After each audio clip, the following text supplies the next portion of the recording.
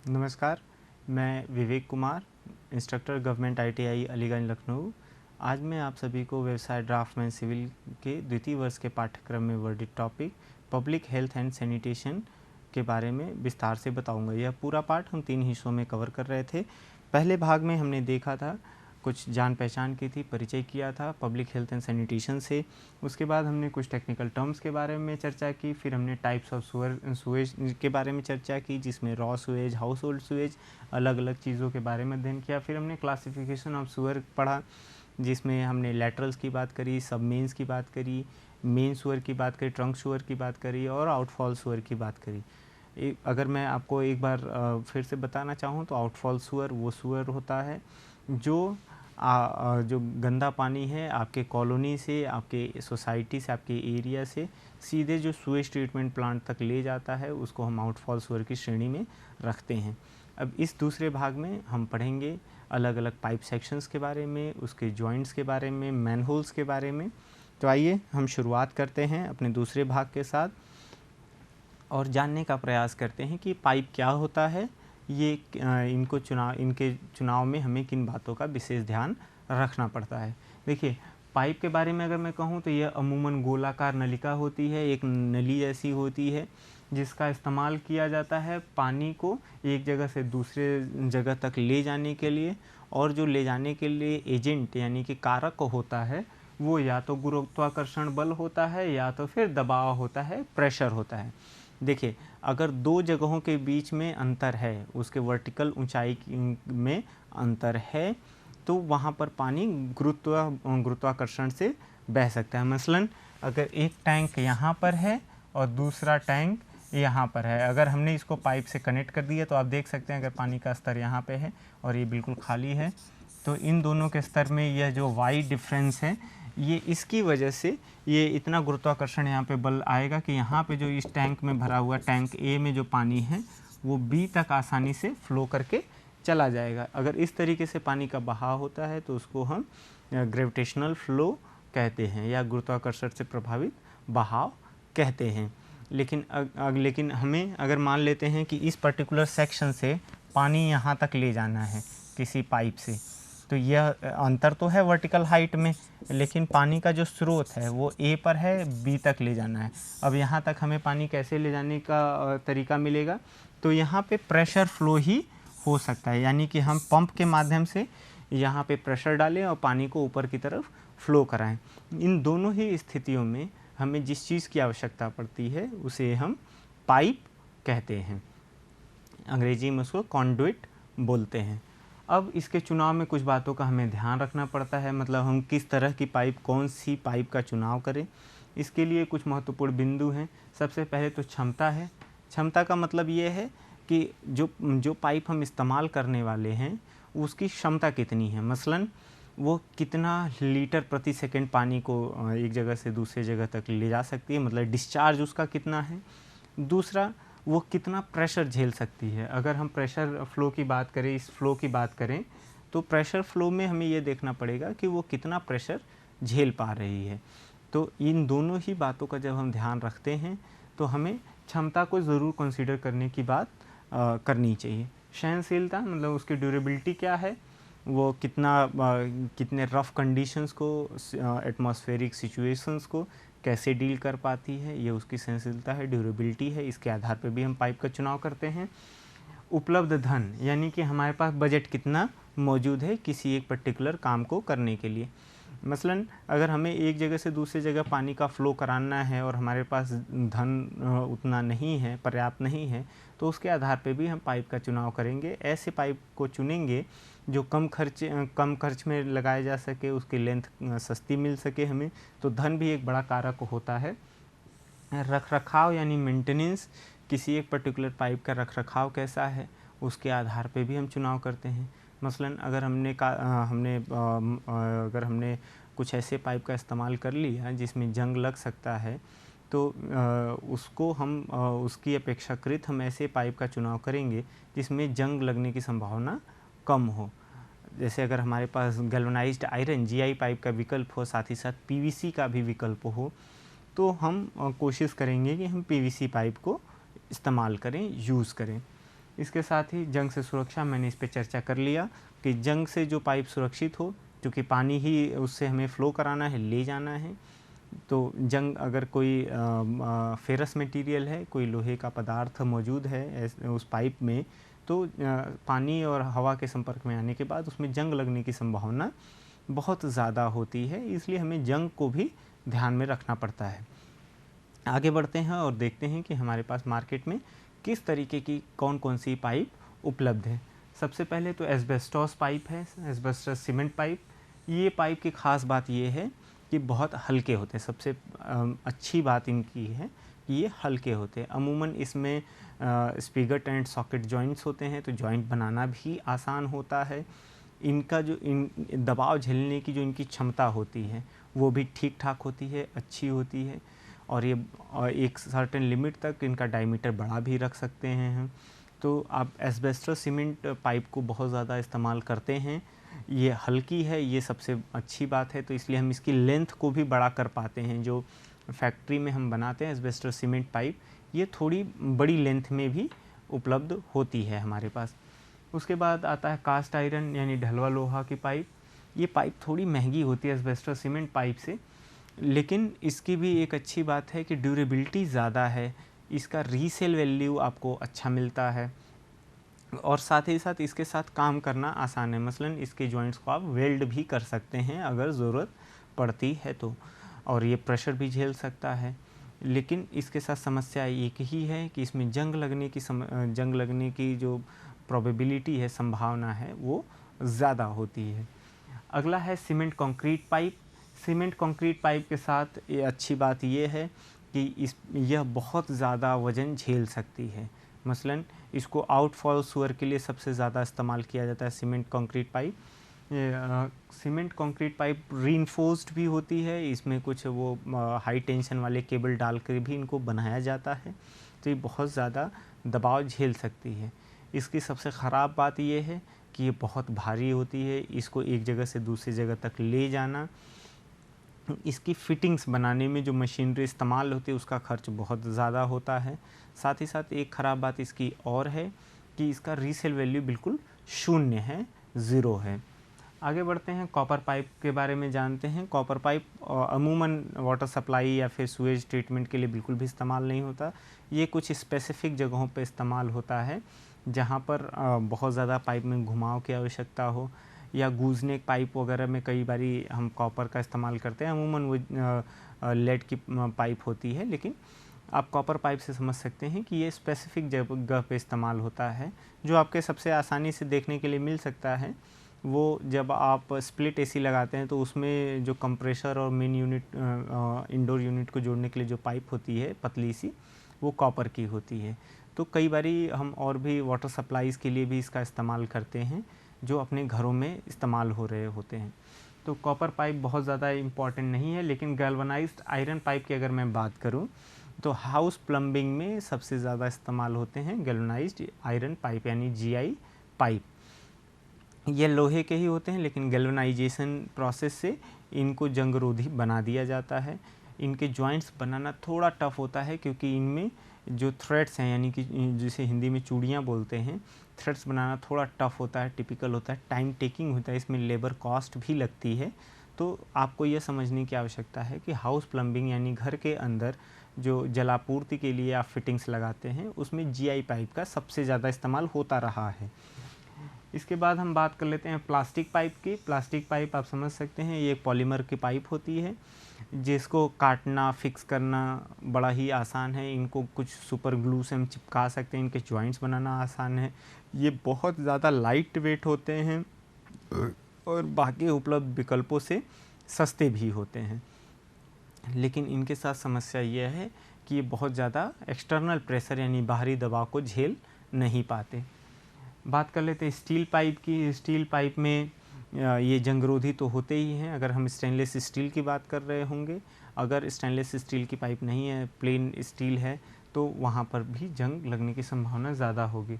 Wrought iron, कच्चे लोहे की पाइप, ये पहले इस्तेमाल होती थी बड़े डायमीटर्स में, जो वाटर सप्लाई स्कीम होती है उसमें जो बड़े डायमीटर के पाइप होती है और रॉट आयरन की होती है। एक सबसे महत्वपूर्ण पाइप है पीवीसी पाइप, जो आज के समय में बहुत ज़्यादा इस्तेमाल हो रही है इंडोर हाउस प्लम्बिंग के लिए, वो पीवीसी पाइप है। इसकी ख़ास बात यह है कि इसकी ड्यूरेबिलिटी ज़्यादा है, इसमें जंग लगने की संभावना बिल्कुल शून्य है। इसका फिटिंग बनाना बहुत आसान है, मतलब इसके जो जोड़ हैं, जॉइंट्स हैं, उनको बनाना आसान है। इसमें कोई अपर्टेनेंसेस या कुछ एक्सेसरीज़ लगाना आसान है। इसके साथ काम करना आसान है। पीवीसी पाइप को फिटिंग करने वाले लेबर जो हैं वो बड़े ही सस्ते हैं, एफिशिएंट हैं।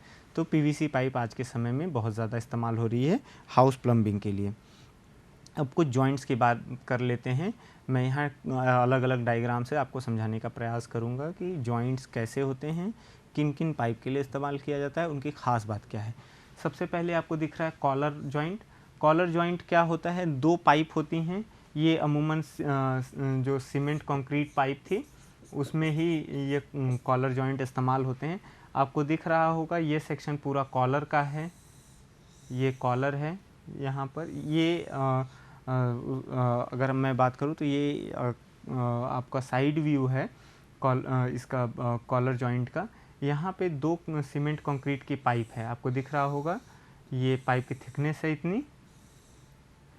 इनको जोड़ने के लिए हम एक अलग से इतने थिकनेस का कॉलर हमने लिया, दोनों तरफ से पाइप को इंसर्ट किया और फिर इनके बीच में कुछ हमने गैस्केट्स तो यहाँ पे लगा रखे हैं। यहाँ पर हमने कुछ सीमेंट कंक्रीट की मदद से, सीलेंट की मदद से, मोर्टार की मदद से इन दोनों को जोड़ दिया। आपने देखा होगा कि कॉलर कुछ एक थिकनेस में मौजूद होते हैं हमारे पास। अगर कुछ इस तरीके से आप देखें तो इस तरीके से अलग से कॉलर मौजूद होते हैं और जो पाइप होती है वो हमारे पास अलग से मौजूद होती है। इन दोनों को एक दूसरे के ऊपर लगा करके फिर इस तरीके का जॉइंट हम बनाते हैं। ये कॉलर जॉइंट होता है। कॉलर जॉइंट के लिए समझने की बात है कि ये सबसे ज़्यादा इस्तेमाल होते हैं सीमेंट कंक्रीट पाइप के लिए। एक्सपेंशन जॉइंट की अगर मैं बात करूँ तो अगर आप कास्ट आयरन या रॉट आयरन की पाइप इस्तेमाल कर रहे हैं, गैल्वेनाइज्ड आयरन की पाइप मोटे डायमीटर के इस्तेमाल कर रहे हैं, तो वो गर्मियों में फैलेगी, मतलब उसकी लंबाई बढ़ेगी, उसमें थर्मल एक्सपेंशन होगा। ठंडी में वो पाइप सिकुड़ जाएगी, थर्मल कॉन्ट्रैक्शन होगा। तो ऐसे समय में अगर हमने परमानेंट जॉइंट बनाया है तो पाइप में क्रैक्स ज़रूर डेवलप होंगे और उसकी वजह से लीकेज आएगा, जिससे मेरा जो वाटर सप्लाई स्कीम है वो प्रभावित होगी, ये श्योर है। तो अगर हम कोई ऐसे मटेरियल की पाइप का इस्तेमाल कर रहे हैं जिसमें थर्मल एक्सपेंशन या कॉन्ट्रैक्शन हो सकता है, तो वहाँ पे हमें एक्सपेंशन जॉइंट का इस्तेमाल करना पड़ता है। देखिए आपके पास दो पाइप है, एक आपको यहाँ पे दिख रही है पाइप जिसमें स्पिगट बना हुआ है, सॉकेट बना हुआ है, और दूसरी पाइप आपके पास ये है। ये बाहरी हिस्सा अगर मैं दिखाऊं तो ये कुछ इस तरीके से है। अब आप देखिए यहाँ पर एक गैस्केट लगा हुआ है, ये रबर का गैस्केट होता है जो वाटर सीलेंट का काम करता है। अब यहाँ पे जो गैप है, आपको ये जो गैप दिख रहा है, यही एक्सपेंशन के लिए बचा हुआ जगह है।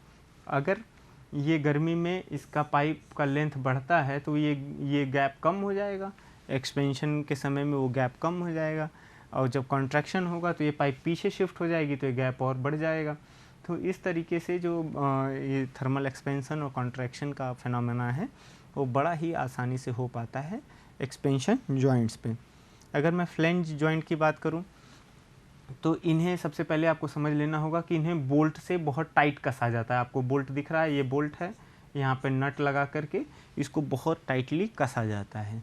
ये कहाँ पे जॉइंट इस्तेमाल होते हैं, ऐसे जगह पे इस्तेमाल होते हैं जहाँ पे पाइप के अंदर बहुत ज़्यादा प्रेशर होता है, मतलब इसमें जो फ्लूइड या गैस फ्लो कर रही है वो बहुत हाई प्रेशर के साथ फ्लो कर रही है। तो ऐसे समय पे हम एक्सपेंशन जॉइंट बिल्कुल नहीं दे सकते। इसके साथ और भी जो विकल्प जॉइंट्स हैं उनका चुनाव नहीं करते हैं, हम सीधे फ्लेंज जॉइंट का चुनाव करते हैं। तो फ्लेंज जॉइंट के लिए आपको क्या समझ लेने की ज़रूरत है कि जब पाइप के अंदर प्रेशर बहुत ज़्यादा हो तो हमें फ्लेंज जॉइंट को चुनना पड़ता है। फ्लेक्सिबल जॉइंट्स के बारे में अगर आप देखेंगे तो यहाँ पर आपको दिख रहा होगा कि ये पाइप में जिसमें कॉलर है, सॉकेट है, ये पाइप जो इसके अंदर फिट है। आपको ये दो पाइप दिख रहे होंगे अलग अलग। एक पाइप तो यहाँ से इस तरीके से दिख रही है इस चित्र में, तो इन दोनों पाइप के लिए जब हम जोड़ बनाते हैं या इस तरीके के जो हमारे पास फ्लेक्सिबल जॉइंट्स हैं, जब हम इसको बना रहे होते हैं तो इसकी जो स्थिति है उस पर बहुत ज़्यादा विचार करने की ज़रूरत पड़ती है। अगर पाइप का जो ओरिएंटेशन है, पाइप जिस दिशा में बिछाई गई है, अगर उसमें थोड़ा बहुत हमें घुमाव की आवश्यकता है, एलिवेशन के चेंजेस की आवश्यकता है, या ऐसी जगह पे हम पाइप लगा रहे हैं जहाँ पे फाउंडेशन यानी जिस पे वो पाइप रखी गई है उसके सेटल होने की संभावना ज़्यादा है, तो वहाँ पर हम फ्लेक्सिबल जॉइंट का इस्तेमाल करते हैं कि अगर ये वाला हिस्सा ऊपर या नीचे भी थोड़ा बहुत हल्का सा मूव करता है तब भी जॉइंट ख़राब नहीं होगा, पानी वहाँ से लीक नहीं होगा। आसानी से इस जो सर्कुलर सॉकेट है इसमें ये पाइप आसानी से मूव कर जाएगी और जॉइंट बराबर बना रहेगा। तो ऐसी जगहों पे जहाँ पे वर्टिकल सेटलमेंट या हॉरिजॉन्टल डायरेक्शन में चेंजेस दोनों ही संभव हैं, वहाँ पर हम फ्लेक्सिबल जॉइंट का चुनाव करते हैं। मैकेनिकल जॉइंट बड़ा ही सरल है, इसमें 2 रिंग होती है। ये इनर रिंग है जो सीलेंट का काम करती है। जैसे ही हम बोल्ट को टाइट करते हैं, मतलब ये दोनों एंड नज़दीक आते हैं, तो ये क्या करता है, ये इस सेक्शन इसको नीचे की तरफ दबाता है और ठीक इसी तरीके से ये वाला सेक्शन इसको ऊपर की तरफ दबाता है। जब ये ऊपर की तरफ दबाव आता है तो ये जो रिंग है ये मजबूत सील बना देती है। साथ ही साथ इन दोनों को हॉरिजॉन्टली दबाव मतलब क्षैतिज रूप में जो एक दूसरे के साथ चिपकाए रखने के लिए इस बोल्ट के अंदर जो टेंशन है वो काम करता है। तो ये मैकेनिकल जॉइंट का बड़ा ही सटीक उदाहरण है। ये बढ़िया सीलेंट होता है और मजबूत जॉइंट बनता है।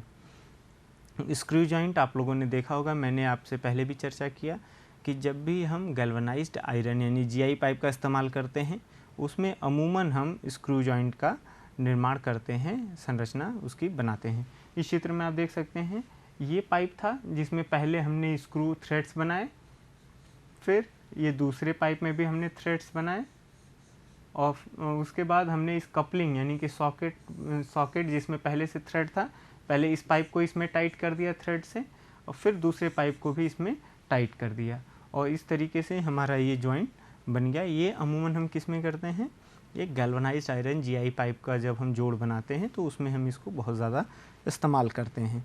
सिंप्लेक्स जॉइंट बहुत ज़्यादा महत्वपूर्ण नहीं है। यहाँ पर आप रबर गैस्केट लगा देते हैं और इसके ऊपर जो कपलिंग है उसको रखते हैं, दोनों पाइप को इंसर्ट करते हैं। ये जो रबर गैस्केट्स है ये एक अच्छे सीलेंट का काम करता है। स्पिगट एंड सॉकेट जॉइंट, ये बहुत सरल जॉइंट होता है, बहुत आसानी से बन जाता है। इसमें बहुत स्किल की ज़रूरत नहीं पड़ती है। बस एक चीज़ का ध्यान रखना होता है कि इसका जो फाउंडेशन है जिस पे पाइप रखी जानी है वो अच्छा होना चाहिए, फर्म होना चाहिए, उसमें कोई वर्टिकल सेटलमेंट नहीं होना चाहिए। स्पिगट एंड सॉकेट जॉइंट सबसे ज़्यादा इस्तेमाल होता है आपके एस्बेस्टर सीमेंट पाइप में। उसमें पहले से ही आप देख पा रहे हैं ये जो पाइप का सेक्शन है इसमें आपको ये वाला सेक्शन स्पिगट दिख रहा है, यहाँ से ये सॉकेट दिख रहा है, ये पूरा आपको अच्छे से सॉकेट दिख पा रहा है। इसका आपको ये पूरा एंड दिख गया। ये जो मैंने अभी रेड से लाइन किया ये आपका सॉकेट है और इसी पाइप के जैसे अगर ये पाइप आगे जाएगा तो इसी पाइप के एंड पर यहाँ पे स्पिगट भी होगा जो यहाँ पर आपको दिख रहा है। ये स्पिगट आराम से इस सॉकेट में जाता है, इसके अंदर हम सीलेंट मटेरियल भरते हैं। सीलेंट मटेरियल के लिए हम कुछ ऐसे रबर का या लेड वगैरह का इस्तेमाल करते हैं। तो ये जब इसको भर देता है, जाम कर देता है, तो ये जॉइंट हमारा वाटर टाइट भी होता है, थोड़ा फ्लेक्सिबल भी होता है। तो ये स्पिगट एंड सॉकेट जॉइंट अमूमन प्रेफर किया जाता है, इसको चुना जाता है एस्बेस्टर सीमेंट पाइप के जोड़ को बनाने के लिए। हाउस प्लम्बिंग सिस्टम की अगर मैं बात करूं आगे बढ़ते हुए तो मैं आपको बता दूंगा कि घरों के अंदर जो जलापूर्ति और जल निकासी के लिए जो व्यवस्था की जाती है, जिन पाइप का इस्तेमाल किया जाता है, जिन इक्विपमेंट का इस्तेमाल किया जाता है, वो सारे के सारे हाउस प्लम्बिंग सिस्टम के अंतर्गत आते हैं। इनका उद्देश्य क्या होता है, एक तो साफ़ पानी को आपके घरों तक पहुंचाना और दूसरा क्या है कि आपके घरों से गंदे पानी को बाहर नालों तक ले जाना। अब आपके घरों से गंदा पानी कहाँ कहाँ से निकलता है, आपके किचन से निकलता है जब आप बर्तन धुलते हैं या सब्जियां धुलते हैं या और भी किचन में जो खाना बनाने का कार्य करते हैं उस दौरान जो गंदा पानी निकलता है, या आप घरों की साफ़ सफाई कर रहे हैं, स्वच्छता कर रहे हैं, उस दौरान भी गंदा पानी निकलता है। आप खुद के शरीर को स्वच्छ कर रहे हैं, मतलब नहा रहे हैं, कपड़े धुल रहे हैं, वो सारा कुछ गंदे पानी का कारक है। जो साफ़ स्वच्छ जल आपके घरों तक सप्लाई हुआ था उसको गंदा करने का कारक है। उसके साथ ही साथ जो आप वाटर क्लोजेट्स यानी कि जो आपका टॉयलेट सीट है उसमें जो पानी इस्तेमाल हो रहा है, वो सारे कारक हैं पानी को गंदा करने के लिए। तो उन सभी जगहों से पानी को सुरक्षित मतलब इस तरह से बाहर ले जाए कि वो न्यूसेंस यानी कि समाज में कोई दिक्कत पैदा न करे, किसी को उससे नुकसान न हो, किसी को उससे कोई हानि न पहुँचे। इस पूरे सिस्टम को बरकरार रखने के लिए हाउस प्लम्बिंग सिस्टम को डिज़ाइन किया जाता है। और साथ ही साथ एक चीज़ और बहुत इम्पॉर्टेंट है कि बारिश का पानी जो आपके छत पे इकट्ठा हो रहा है, जो आपके घर के सामने, आपके बरामदे में, आपके लॉन में इकट्ठा हो रहा है, उसको भी निकालने के लिए जो व्यवस्था की जाती है वो हाउस प्लम्बिंग सिस्टम के अंतर्गत आती है। अगर हाउस प्लम्बिंग सिस्टम की मैं बात करूं तो इसमें अलग अलग सिस्टम का इस्तेमाल किया जाता है। इसको हमें समझने की ज़रूरत है कि हमारे घर से जो गंदे पानी को निकालने की व्यवस्था की जाती है उसमें जो प्रक्रिया का अनुपालन किया जाता है, जो तौर तरीके इस्तेमाल किए जाते हैं, अमूमन यहाँ पे 3 तरीक़ों का इस्तेमाल होता है। पहला आप यहाँ चित्र के माध्यम से देख सकते हैं, single stack system. Single stack system में क्या होता है, एक सिंगल पाइप होती है जिसमें एक सिंगल पाइप, कौन सी पाइप है, ये वाली जो पाइप आपको मैं हाईलाइट कर रहा हूँ रेड कलर से, यही वो सिंगल पाइप है, स्टैक है जिसकी मैं बात कर रहा था। ये सिंगल पाइप में ही सारे गंदा पानी जो हर जगह से आपके घरों से आ रहा है वो सभी इसी में इकट्ठा होता है। आप देखिए, सिंक से गंदा पानी आ रहा है, वॉश बेसिन से भी गंदा पानी आ रहा है, आपके बाथरूम से भी आ रहा है, ये सारा पानी कहाँ जा रहा है, इसी एक सिंगल पाइप में जा रहा है, इसीलिए इसको क्या कहा गया, सिंगल स्टैक सिस्टम कहा गया।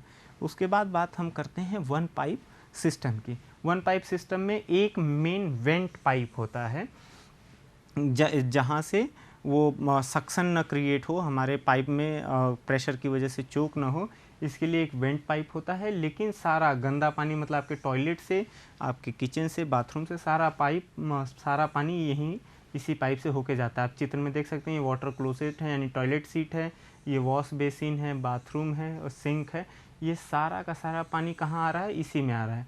और ये वेंट पाइप ऊपर से जुड़ा हुआ है, सब में मतलब एयर को इंट्रोड्यूस कर रहा है जिससे कि चोक ना हो नेगेटिव प्रेशर से। टू पाइप सिस्टम में क्या होता है, बस विभाजित कर देते हैं कि जो सॉइल है यानी कि जो टॉयलेट सीट का पानी है जिसमें मानव मल जाता है वह पाइप बिल्कुल अलग है, और जो नॉर्मल पानी है यानी कि वॉश बेसिन से, बाथरूम से, सिंक से, यह पानी आपको दिख रहा है कि इस पाइप से होके जाता है। यह व्यवस्था सबसे ज़्यादा इस्तेमाल की जाती है। तो two pipe system, single pipe system आप समझ गए। सैनिटरी फिटिंग्स अलग अलग है। ये ट्रैप है, ट्रैप का काम क्या है, इसमें पानी भरा रहता है जिससे कि यहाँ से आपने पानी डाला, बाथरूम का आपका टॉयलेट सारा मानव मल फ्लश हो गया, तो फ्लश होकर के ये इस पानी के चेंबर से इधर की तरफ आ गया, जो बदबू है वो फिर ये पानी लॉक कर दिया तो वापस आपके टॉयलेट में बदबू नहीं फैलेगा। ये आपको वॉश बेसिन का एक क्रॉस सेक्शन दिख रहा है। वॉश बेसिन में यहाँ पे टैप लगा होता है, पानी कलेक्ट होता है और ये नीचे लगे हुए पाइप से वो फिर आपके प्लम्बिंग सिस्टम के माध्यम से बाहर चला जाता है। ये टॉयलेट सीट है, आप सभी से भली भांति वाकिफ़ हैं। ये ह्यूमन एक्सक्रीटा यानी मानव मल को इकट्ठा करता है और उसको सुरक्षित रूप से प्लम्बिंग सिस्टम तक पहुंचाता है। यूरिनल आपको दिख रहा है। यूरिनल का काम क्या है कि मानव मूत्र को इकट्ठा करता है और फिर ये पाइप के माध्यम से, ये आपको दिख रहा है वाटर चेम्बर होता है जिसके पार वो मानव मूत्र को ले जाता है जिससे कि जो आपके टॉयलेट है उसमें बदबू नहीं फैलती है। मैन होल्स की अगर मैं बात करूं तो मैन होल आपके मेन स्वर लाइन में एक ओपनिंग होती है जिससे कि आदमी या कोई वर्कर उसमें घुसता है। किस काम के लिए, निरीक्षण करने के लिए, मेंटेनेंस करने के लिए, साफ़ सफाई करने के लिए। तो मैन होल आपको कई जगह दिख जाएगा, रोड के ऊपर उसका ढक्कन होता है। एक क्रॉस सेक्शन की मदद से मैं दिखा सकता हूँ आपको। यहाँ पर जो आपको मैन होल दिखता है ये सड़क है, यहाँ पे मैन होल का ढक्कन है। इसको जब आप ओपन करते हैं तो इसमें सीढ़ियाँ होती हैं, आप वहाँ से वर्किंग चैम्बर तक आसानी से चले जाते हैं। आपको दिख रहा है ये जो पाइप है ये मेन पाइप है जो आउटफॉल सुअर भी हो सकता है, जिससे कि पानी जो गंदा पानी है वो आपके सुएज ट्रीटमेंट प्लांट तक जा रहा है। यह लेटरल से आ रहा होगा या सबमेन से पाइप आ रहा होगा, इसको ड्रॉप मैनहोल बोलते हैं। पानी सीधे यहाँ से गिरेगा तो यह इम्पैक्ट पैदा करेगा, जो यहाँ पर काम करने के लिए इंस्पेक्शन के लिए गया होगा उसको गंदा करेगा, इसलिए ये ड्रॉप मैनहोल से इसके तक पहुँच जाता है। लैंप मैनहोल एक बड़ा ही लैंप होल एक बहुत महत्वपूर्ण चीज़ है। ये इंस्पेक्शन के ही काम में आता है। यह श्रेणी में कई बने होते हैं। जैसे एक लैंप मैनहोल यहाँ पर है, तो इसका काम क्या है, अगर मान लीजिए यहाँ पे कोई चोक है, गंदा कुछ कचरा फंस गया है, इसमें से जब आप लैंप नीचे डालते हैं और यहाँ से जब देखने का प्रयास करेंगे तो यहाँ पे आपको रोशनी नहीं दिखेगी अगर यहाँ पे गंदा कचरा फंसा हुआ है। अगर ये कचरा नहीं है तो आपको रोशनी यहाँ दिखेगी, आपको पता चल जाएगा कि इन दोनों के बीच में कोई कचरा फंसा हुआ नहीं है। इस पूरे पाठ में हमने परिचय किया सैनिटेशन से, हमने बात करी कुछ टेक्निकल टर्म्स के बारे में, सीवेज देखा, क्लासिफिकेशन के बारे में देखा, हमने सैनिटरी फिटिंग्स और मैनहोल के बारे में विस्तृत रूप से चर्चा की, जिसमें लैंप होल एक बहुत ही महत्वपूर्ण टर्म था। इसका काम होता है सिर्फ इंस्पेक्शन करना, इसमें मेंटेनेंस के लिए कोई व्यक्ति अंदर नहीं जाता है, ये हमें समझ लेने की आवश्यकता है। जबकि मैनहोल के अंदर इंस्पेक्शन और मेंटेनेंस के लिए आदमी बराबर उसके अंदर जाता है और साफ़ सफाई का काम करता है, इंस्पेक्शन करता है। मैनहोल ऐसे जगह पे बनाया जाता है जहाँ पे दो अलग अलग डायमीटर के पाइप जुड़ रहे हों या दो अलग अलग स्तर पे पाइप जुड़ रहे हों, वहाँ पर बनाया जा सकता है। जंक्शंस पे बनाया जाता है, जहाँ पे कॉर्नर हो वहाँ बनाया जा सकता है। अगर ऐसी कोई स्थिति नहीं है तब भी हम कोशिश करते हैं कि 75 से 90 मीटर के बीच में हम एक मैनहोल का निर्माण करें, जिससे कि आने वाले समय में भी इंस्पेक्शन और मेंटेनेंस का अच्छा ख्याल रखा जा सके। आपके सामने यह पूरा पाठ प्रस्तुत करने के लिए मैंने मदद लिया है निमी द्वारा बनाई गई ई बुक्स का, जो ड्राफ्टमैन सिविल के लिए बनाई गई है। साथ ही एस.के. गर्ग साहब की लिखी हुई किताब वाटर सप्लाई इंजीनियरिंग का भी इस्तेमाल किया है। मैं ये समझता हूँ कि आज का पाठ आप सभी के लिए लाभप्रद साबित होगा। धन्यवाद।